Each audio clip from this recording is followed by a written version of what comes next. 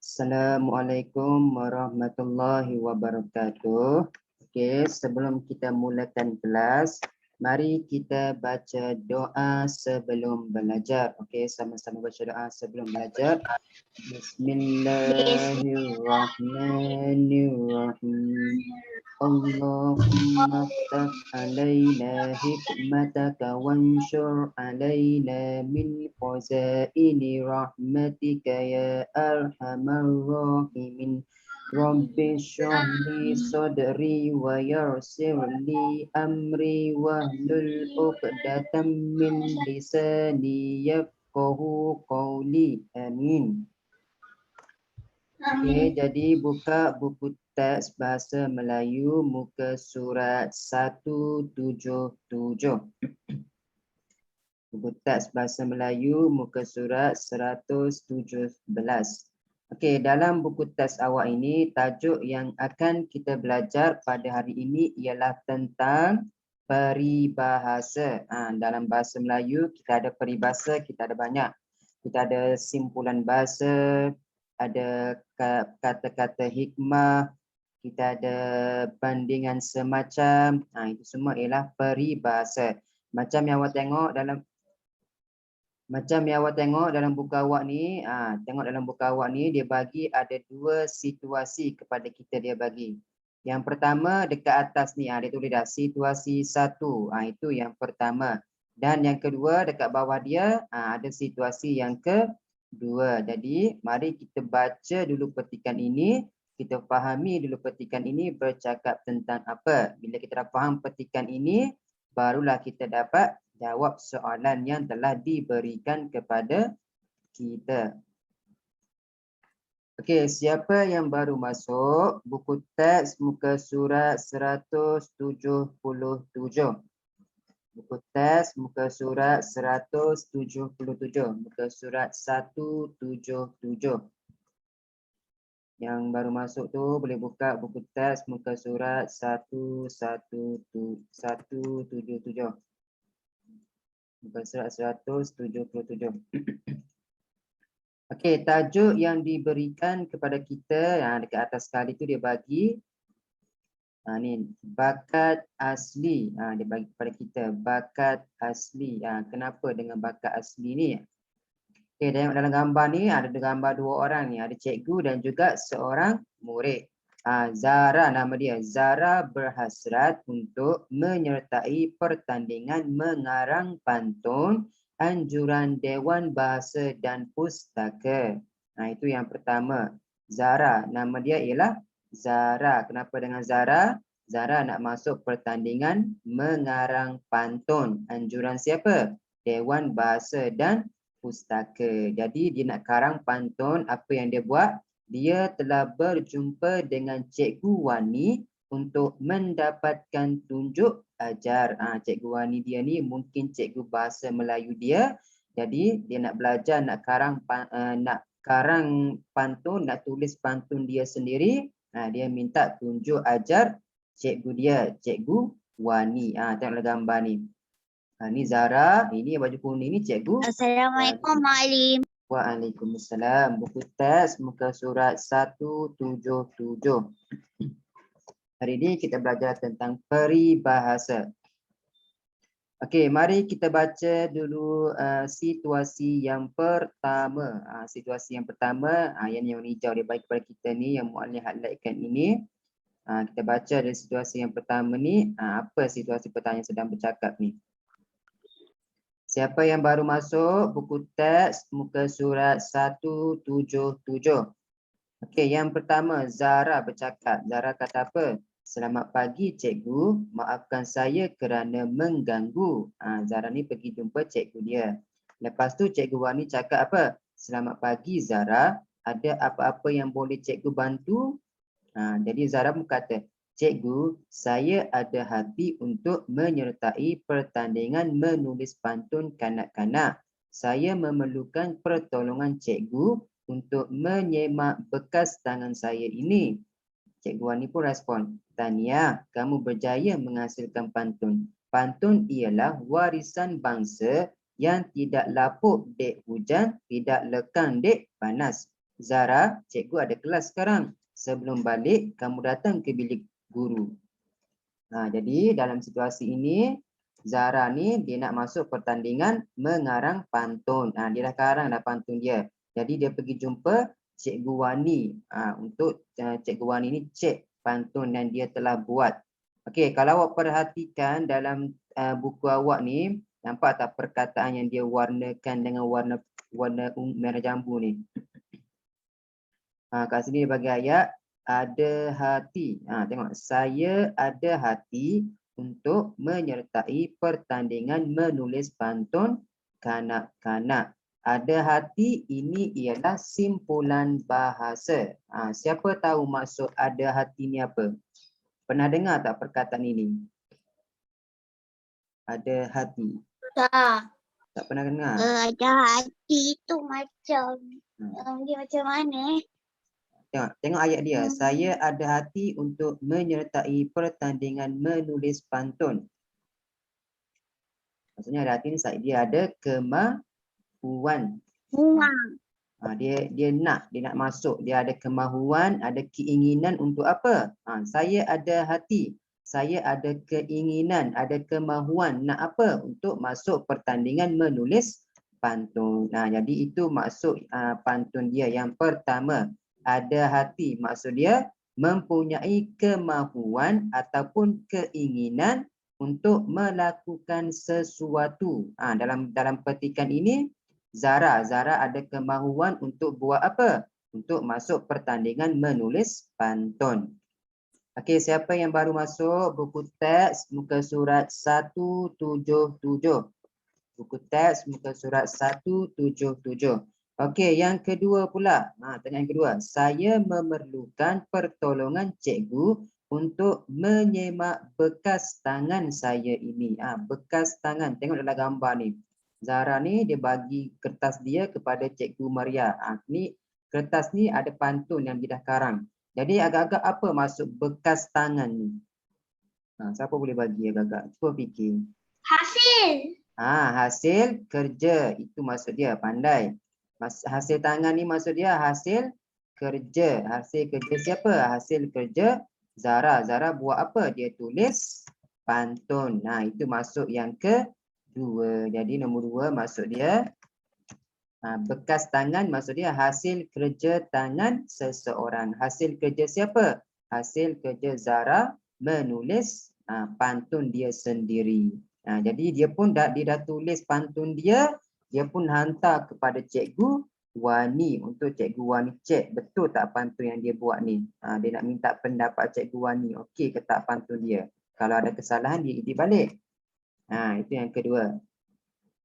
Ada hati dan bekas tangan ini dipanggil sebagai simpulan bahasa. Okey, tengok pula yang kedua dekat bawah tu. Tahniah, kamu berjaya menghasilkan pantun. Pantun ialah warisan bangsa. Warisan ni maksud dia tinggalan. Macam harta, tinggalan bangsa. Bangsa ni kalau kita ada bangsa Melayu, bangsa Cina, bangsa India, macam kita bangsa Melayu. Pantun ialah warisan bangsa. Pantun ni tinggalan nenek moyang kita. Dulu-dulu ada pantun, sampai sekarang pun ada lagi. Warisan bangsa yang tidak lapuk dek hujan, tidak lekang dek panas. Panjang kata-kata dia. Ini ialah dipanggil, kalau ada hati dan bekas tangan ialah simpulan bahasa. Tetapi yang panjang ni tidak lapuk dek hujan, tidak lekang dek panas, ini dipanggil sebagai kata-kata hikmah. Agak-agak apa maksud dia? Tidak lapuk dek hujan, tidak lekang dek panas. Pernah dengar tak perkataan ini? Tak pernah dengar? Tak pupus. Tak pupus, pandai. Maksud dia boleh ada dua situasi. Macam dalam petikan ini, tidak lapuk dek hujan, tidak lekang dek panas. Maksud dia adat yang tidak berubah. Dalam petikan itu ada apa? Adat bangsa Melayu. Adat dia ialah, tengok dia bagi. Pantun ialah warisan bangsa, tinggalan nenek moyang kita yang tidak lapuk dek hujan. Maksudnya tinggalan nenek moyang kita, adat pantun yang tidak berubah dari zaman dulu sampailah zaman sekarang. Nah, itu boleh. Yang kedua pun dia boleh membawa masuk sesuatu yang tetap utuh, sesuatu yang tetap, yang tak akan berubah. Sama je sampai bila-bila, tak akan berubah. Nah, itu contoh yang ketiga. Boleh faham tak setakat ni? 3 peribahasa ni. Ada hati ialah simpulan bahasa. Maksud dia mempunyai kemahuan. Kalau bekas tangan, hasil kerja. Bekas tangan dan ada hati, ini ialah simpulan bahasa. Yang ketiga, tidak lapuk dek hujan, tidak lekang dek panas. Maksud dia sesuatu yang tetap, yang takkan berubah sampai bila-bila. Boleh faham setakat ni? Ada siapa nak tanya soalan tak? Okay, kalau tak faham, tanya. Okey, kita teruskan dengan yang di bawah ni pula. Situasi yang kedua ni pula. Okey, yang situasi kedua ni, macam mana kita nak buat ni? Situasi yang kedua, okey, tengok kita. Macam kena bina ayat. Kita cuba bina ayat dan kita cuba masukkan peribahasa apa yang sesuai. Jadi, boleh buat ni. Tengok gambar yang pertama. Tadi Muallim tunjukkan tentang situasi yang pertama. Sekarang ni situasi yang kedua. Situasi yang kedua. Sebelum mula menulis. Kat sini dia bagi. Sebelum mula menulis, Zara telah.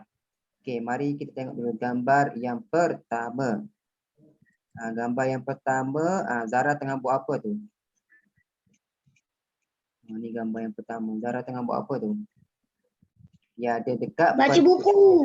Baca buku tentang apa ni? Tengok, pantun Melayu, banyak tak buku dia baca ni. Kan Zara nak tulis pantun. Dia nak tulis pantun dia sendiri. Jadi sebelum tulis pantun, mestilah dia kena baca dulu pantun-pantun yang lama. Ambil sebagai rujukan. Waalaikumsalam. Buku teks muka surat 177. Muka surat 177. Okey, jadi macam mana kita nak bina ayat? Kita cuba masukkan kata peribahasa apa yang sesuai. Tengok, sebelum Zara menulis, Zara telah. Macam mana kita nak bina ayat ni? Main tulis ke atas sini. Sebelum mula menulis, dia sedang buat apa dekat pustaka? Dia telah membaca buku Melayu. Membaca. Banyak tak buku dia baca tu? Boleh tahan banyak lah. Ada 4 tu. Jadi kita tulis banyak. Membaca banyak buku tentang apa tu? Tajuk buku dia tentang apa tu? Pantun Melayu. Tentang pantun Melayu. Titik. Kenapa dia baca pantun tu? Sebab cikgu dia suruh. Ilham. Sebab dia orang Melayu. Betul, dia orang Melayu. Dia nak cari ilham. Kan dia nak tulis pantun. Buku dia tu dia baca. Buku itu dibaca sebagai rujukannya untuk menulis mengarang pantun. Titik. Okey, agak-agak peribahasa apa yang sesuai kita boleh gunakan kat sini? Pernah dengar tak peribahasa di mana ada kemahuan, di situ ada jalan? Pernah. Dalam cerita Pipin. Siapa yang bercakap dalam Pipin tu? Kita boleh masukkan perkataan bab kata pepatah, di mana ada kemahuan, di situ ada jalan. Masuk kata-kata hikmat ini, jika mahukan kejayaan, seseorang mestilah berusaha bersungguh-sungguh. Itu maksud dia. Kita sambung dengan yang keempat. Tadi dah tulis 3 dah. Tengok yang ni. Maksud dia, di mana ada kemahuan, di situ ada jalan. Maksud dia, jika mahukan kejayaan, seseorang mestilah berusaha bersungguh-sungguh. Bila kita usaha sungguh-sungguh, barulah kita akan berjaya. Tengok Zara nak tulis sekarang, nak tulis pantun, apa yang dia buat? Dia baca buku banyak-banyak. Itu cara kita masukkan, kita bina ayat dan cuba masukkan peribahasa. Boleh faham setakat ni? Kalau tak faham tanya. Boleh. Okey, yang kedua. Gambar yang kedua. Tadi Zara dah baca-baca buku. Gambar yang kedua ni pula dia buat apa ni gambar yang kedua ni?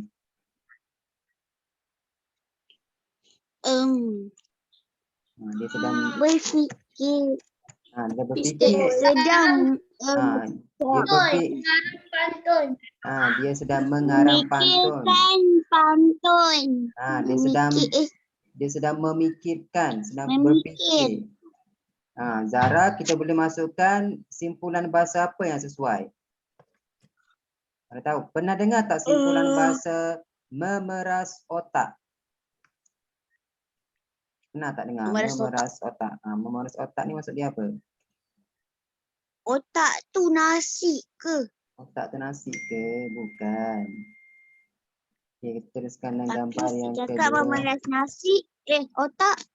Memeras otak ni maksud dia, pernah dengar tak memeras otak?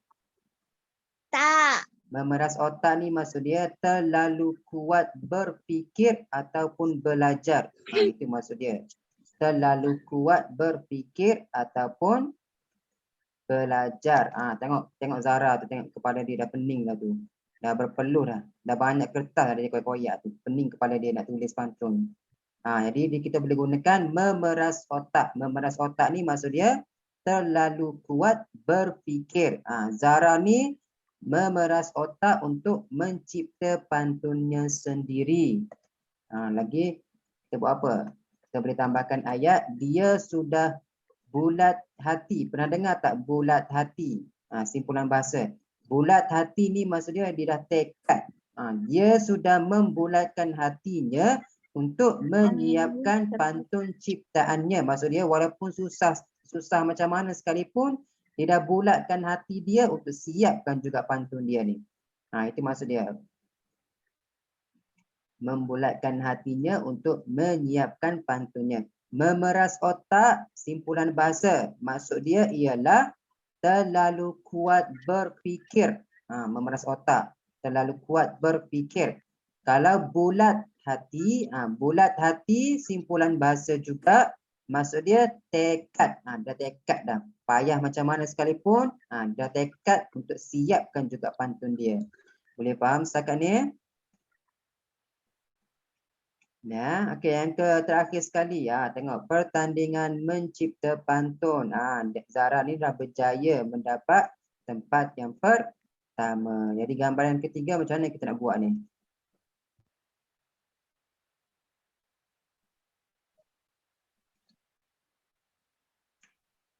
Jadi macam mana kita nak bina ayat? Gambar yang ketiga.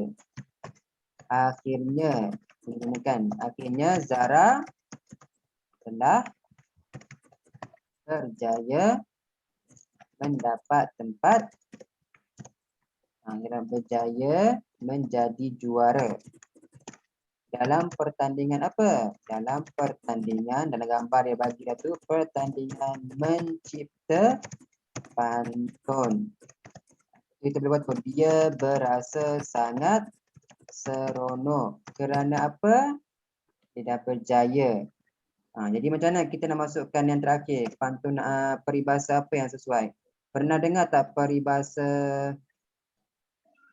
genggam bara api biar sampai jadi abu? Genggam bara api biar sampai jadi abu. Genggam bara api biar sampai jadi abu, maksud dia ialah kita buat sesuatu perkara dengan bersungguh-sungguh sehinggalah kita berjaya. Itu maksud dia. Kita buat sesuatu dengan bersungguh-sungguh sehinggalah kita berjaya. Itu maksud dia. Genggam bara api biar sampai jadi abu. Jadi kat sini kita boleh tambahkan. Segala penat lelahnya selama ini terbayar kerana genggam bara api biar sampai jadi abu. Itu cara kita membina ayat dan memasukkan peribahasa di dalam ayat kita. Boleh faham setakat ni? Ada sesiapa nak tanya soalan tak? Sebelum kita habiskan kelas kita pada hari ini. Faham. Faham? Tak ada soalan ah? Ada. Okey, kalau semua faham, tak ada soalan. Okey, kerja rumah awak untuk hari ini ialah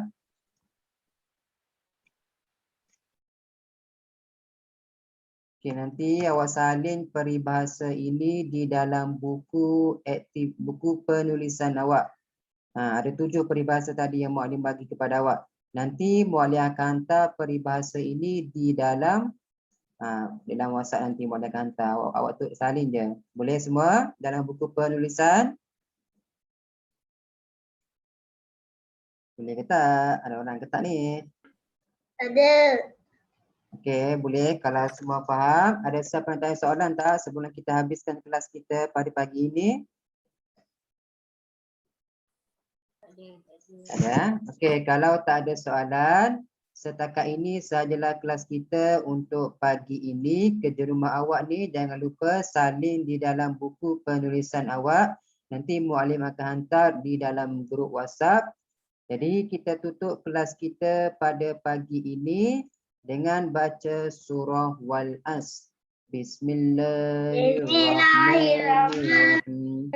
Wal-As innal insana lafi khusr illa allazina amanu wa amilus solihati wa tawasaw bil haqqi wa tawasaw bis sabr. Amin. Okey, jumpa lagi. Assalamualaikum. Terima kasih. Waalaikumsalam. Sama-sama. Waalaikumsalam. Waalaikumsalam. Terima kasih. Bye. Terima kasih.